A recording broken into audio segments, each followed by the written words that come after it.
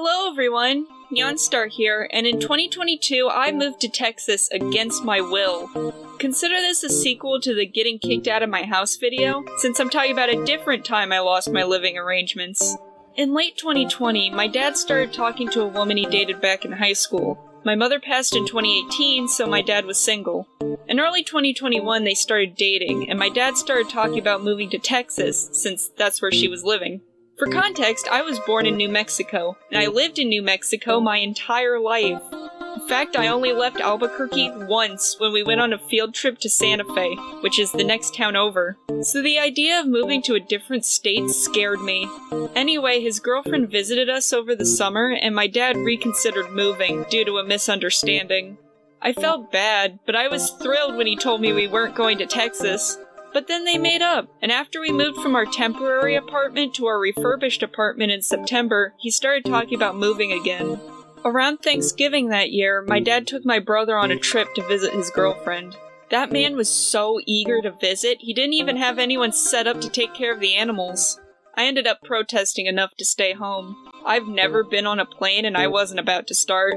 In February 2022, my dad used up all his money to rent a truck, packed up our entire lives, and we drove 10 hours and 600 miles to his girlfriend's house. Which means we moved 1 month before I turned 18. Not that I could have moved out anywhere. I'm an agoraphobic high school dropout and my sister's roommates didn't want me moving in without a source of income.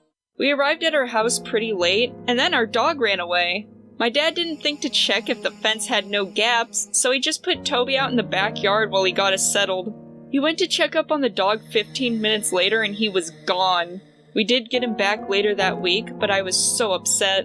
The house itself didn't even have enough rooms. They had to convert their office into a room for me, and I hated it. The doors didn't have locks. I had to keep them slightly open for the internet cable, and the doors had large windows on them. I felt like I was in a zoo. She tried placing curtains over the doors, but they would fall off constantly, and it was right next to the stairs and living room. I felt so uncomfortable that sometimes I considered sleeping in the bathroom or my brother's room just so I could feel secure. I was so upset all the time. I lost my health insurance and had to go off my meds. I moved away from my only support system, and I felt so unwelcomed. I had to keep all my toiletries in my room. She thought it was too gross to leave my hairbrush or toothbrush in the bathroom. If I left my shampoo in the shower, everyone else would use it. That's just ridiculous. Even as a kid, if you were sharing your shampoo, everyone knew it. They had several bottles of their own shampoo, why use mine? It happened to my brother too. My dad tried constantly to have me join the family for dinner, which just made me angrier because I left my family back in Albuquerque.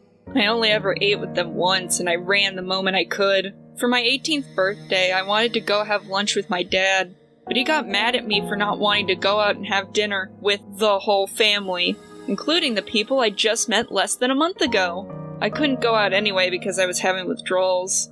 When her daughter came to stay with us for the summer, he stopped trying to get me to sit with them. Her daughter's around my age, and she was pretty nice. She bought me coffee once and she liked my art. I just didn't interact with her or anyone much. I'm a total night owl and I'd just stay up when everyone else was asleep. The cats weren't very happy either. Despite hating pets, my dad's girlfriend's kids had a cat. But no one thought to slowly introduce their cat to ours, so they hated each other. Anytime the other cat would come downstairs to eat or use the cat box, Casper would chase her around and hiss. Casper avoided going upstairs too, so he couldn't cuddle with my dad anymore. By October, Dad was looking for apartments because she wanted us out. She ended up getting her wish the next month when our house got destroyed. My brother stuffed the drains in the upstairs bathroom with toilet paper and flooded the place. I was napping at the time and I overheard her freaking out when the water was leaking down the wall. When repairmen came to look at the damage, they said we were lucky the floor didn't cave in.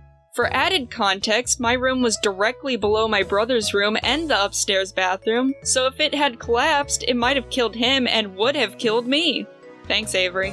So over Thanksgiving, her insurance paid for us to stay in a nice hotel. We only stayed for 2 weeks, so looking back it felt more like a vacation. That's also when I uploaded my first video. After that, we were meant to go to an Airbnb with them, but then my dad's girlfriend got mad at him, so we had to find another hotel.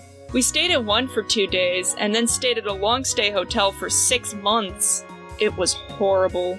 The dog kept peeing on the floor, I got sick every month, and we were swarmed with gnats and roaches. My sister paid my dad a lot of money from her tax return so we could find another place to live.